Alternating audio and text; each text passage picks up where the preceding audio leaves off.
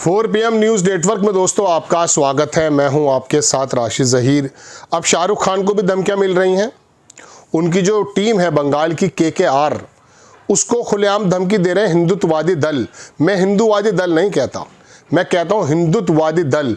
वो कह रहे हैं साहब बांग्लादेश का अगर कोई खिलाड़ी खरीदा गया तो आपकी टीम का हम बहिष्कार करेंगे, चाहे हमें गोली खानी पड़े, चाहे हमें डंडा खाना पड़े। और ये देखिएगा कि आखिरकार वो ये बता रहे हैं कि IPL के लिए बांग्लादेश से प्लेयर खरीदने पर शाहरुख खान को मिली चेतावनी। ये समझ में आती है बात इस वजह से क्योंकि बांग्लादेश में जिस प्रकार से एक अल्पसंख्यक हिंदू का कत्ल कर दिया गया है, पूरी दुनिया भौचक्की रह गई है। और यूनुस जिस प्रकार का वहाँ काम कर रहे हैं, उस प्रकार से हमारे संबंध जो बांग्लादेश से थे वो ऐसे तो रहे नहीं जैसे पहले थे। लेकिन क्या इसका इलाज यही है?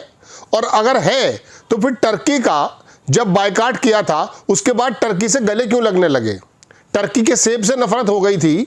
टर्की अजरबैजान पाकिस्तान के साथ खड़ा हो गया था सिंदूर में, फिर क्यों? SRK ने बांग्लादेश का क्रिकेट प्लेयर खरीदा या नहीं, इस बात का मुझे इल्म नहीं। कोई कृष्णन अय्यर साहब लिख रहे हैं अगर SRK ने बांग्लादेश प्लेयर खरीदा है तो इसकी इजाज़त किसने दी है? प्लेयर ऑक्शन में बांग्लादेश प्लेयर को शामिल करने की इजाज़त किसने दी है? बात ये नहीं है कि आपने प्लेयर खरीदा है, आपने क्या नहीं किया है। मैं आपको दिखाना ये चाहता हूं दोस्तों कि ये नरेंद्र मोदी और बांग्लादेश के जो राष्ट्रपति हैं, ये दोनों ये लिख रहे हैं साहब कुंभ मेले में बिछड़े हुए भाई हैं। दोनों ने खुद के मुल्क को जहन्नम बना दिया है। एक साहब लिख रहे हैं, मैंने नहीं लिखा है ये। अब बात यह है कि ये जो हिंदुत्ववादी दल आकर के कभी भी पाकिस्तान का, बांग्लादेश का, सबका करते हैं। अच्छा, होना भी चाहिए। देशभक्ति में ये तमाम चीज़ें ज़रूरी इसलिए हो जाती हैं चूँकि जब बांग्लादेश के अंदर इस तरह का माहौल किया जा रहा है। अब आप देखें, वो लिख रहे हैं साहब कि ये जब इस तरह का माहौल किया जाता है तो उस वक्त ये चीज़ें आनी ज़रूरी हैं। जिन्ना की मज़ार पर सजदा करने वाले और नवाज शरीफ के घर पर बीफ बिरयानी खाने वाले जिन्ना की नाजायज़ औलादें हैं और देशद्रोही हैं। SRK की ये तमाम चीज़ें लिखा कि SRK बगैर इनकी इजाज़त के एक प्लेयर नहीं खरीद सकता।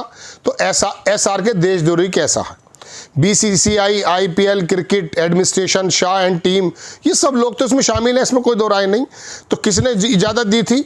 और अब ये आकर के बता रहे हैं कि साहब हम शाहरुख खान को चेतावनी, ये शाहरुख खान को, आमिर खान को बड़ी चेतावनी मिलती है। बात यह है कि दोस्तों पाकिस्तान तो समझ में आता है, उनकी फाइनेंशियल रीढ़ तोड़ने की कोशिश की गई थी और तोड़नी चाहिए भी जब वो अपने नापाक इरादे लेकर बार बार भारत के अंदर इन्फिल्ट्रेशन करता है।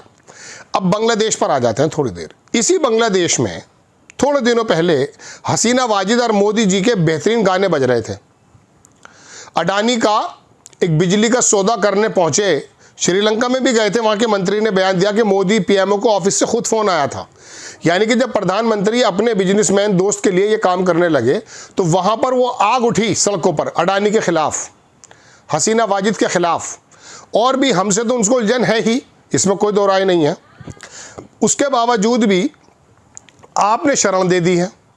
अब शाहरुख खान को देशद्रोही घोषित किया जा रहा है। आपका बेटा यानी कि अमित शाह का बेटा तमाम क्रिकेट का सर्वा बना पड़ा है। पता नहीं कौन सी उसके अंदर काबिलियत है, हमें तो मालूम नहीं। लेकिन फिर भी चलिए, ये जो लिस्ट में आ गए बांग्लादेश के खिलाड़ी, और SRK की इतनी हिम्मत हुई कि उन्होंने देशद्रोही से काम। आपके ताल्लुकात कब सही हो जाएंगे हमें क्या मालूम।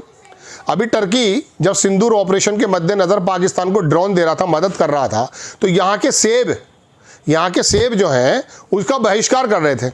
मैं भी घूम रहा था फील्ड में, एक पत्रकार बोला जी वो टर्की के सेब। मैंने यार मुझे तो मालूम नहीं कैसे सेब होते हैं टर्की के सेब से। अब ये पता चला कि वो एविएशन में टर्की का बाकायदा वो लिया जा रहा है, टर्की से सारे काम हो रहे हैं, सारे ताल्लुकात बनाए जा रहे हैं। तो आप मिनट में माशा, मिनट में तोला कैसे हो जाते हैं? और फिर शाहरुख खान और सलमान खान और कोई भी खान टाइप का आदमी देशद्रोही हो जाता है। और ये दरोगा कौन है जो सड़कों पर आके बता रहे हैं कि लाठी खाएं, गोली खाएं, डंडा खाएं, कुछ भी करें, ये कर देंगे और वो कर देंगे। अभी पाकिस्तान से मैच हो गया इंडिया का, अगर मिसाल के तौर पर हो जाता कहीं कहीं, बहिष्कार क्यों नहीं होता है? क्यों नहीं करते बहिष्कार? ये आपने देखा होगा, कभी कोई छोटा सा प्रोग्राम आप करने शुरू करने जा रहे हो, NOC लेते लेते बूढ़े हो जाएंगे। लेकिन कोरोना के दौरान की बात बता रहा हूँ, मैं सोच रहा था कि इस बार IPL नहीं होगा। इतना ईजी मैं आपको सच बता रहा हूँ। IPL के जो जुआरियों का अड्डा बताया जाता है, डकैतों का, जिसके अंदर लाखों करोड़ों रुपए की शर्तें लगती हैं, सट्टे लगते हैं, उसका काम इतनी आसानी से हुआ इस भारत में दोस्तों कि मैं आपको सच बता रहा हूँ, सट्टेबाज वाकई सही भागते हैं यहाँ से। और फिर वो चिढ़ाते हैं कि हमसे बड़ा भगोड़ा कोई नहीं है। ये मालिया और उसका आया बयान जो IPL शुरू करा था जिसने, वो बंदा था। तो मैं आपसे बताना ये चाहता हूं कि इनका काम इतनी इजी हुआ, पता ही नहीं चला, और वो दुबई में जाके उन्होंने ऑर्गेनाइज कर दिया। यहां जरा सा 50 गज का मकान, 100 गज का मकान बनाने चले जाइए, इतनी NOCs और इतने विकास प्राधिकरण वाले आके आपके आकर जीना हराम कर देंगे, आप हाथ जोड़ लेंगे, हाथ। Ease of doing, ease of doing, ease of doing, ये डूइंग, वो डूइंग, ये नक्शेबाजी जो करते हो ना इन जुआरियों के लिए, इन सट्टेबाजों के लिए, और फिर आकर के इतनी ईजी इनका काम हो जाता है। हमें थोड़ा बहुत, चूंकि हम गम के मारे हैं, परेशान हैं, थोड़ा बहुत मैचेस में इंजॉयमेंट कर लेते हैं। उसमें भी दिक्कत यही आई कि पता ये चला कि वो तो सारा दूसरा ही खेल है।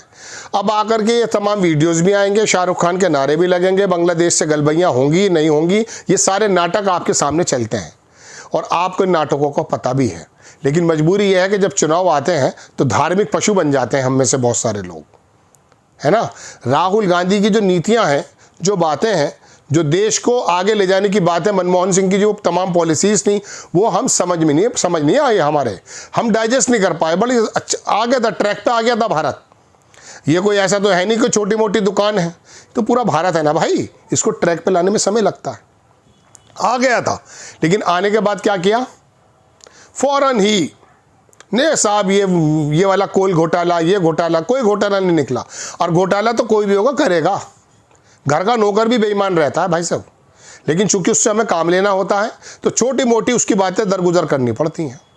मैं ये नहीं कह रहा हूं कि चोरी दरगुजर कर दीजिए, चीन की तरह फांसी लगाइए ना, चीन के अंदर सीधे फांसी लगाई है उन्होंने। सबसे पहले करप्शन ही खत्म किया है, लोगों को काम, 70 करोड़ लोगों को गरीबी रेखा से निकाल करके उसने बेहतरीन जीवन देने का काम किया चीन ने। यहाँ क्या हो रहा, मंदिर में घुसेगा, मस्जिद में घुसेगा, मस्जिद में वैसे नमाज पढ़ने नहीं जाता, वैसे जाता नहीं है, वहाँ जाएगा उधम मचाने, भगवा झंडा लेकर जा, तन पे कपड़ा नहीं है, पेट में रोटी नहीं है, और शोर मचाने को तैयार है। चलिए साहब, हमारा काम तो बताना है। बाज़ मरतबा बताते समय ऐसा हो जाता है, चूँकि भारत देश के हम वासी हैं, हमारा भी भारत है, तो बताते बताते कभी कभी एक्सप्रेशन, जज्बात ज़ाहिर हो जाते हैं। जय हिंद।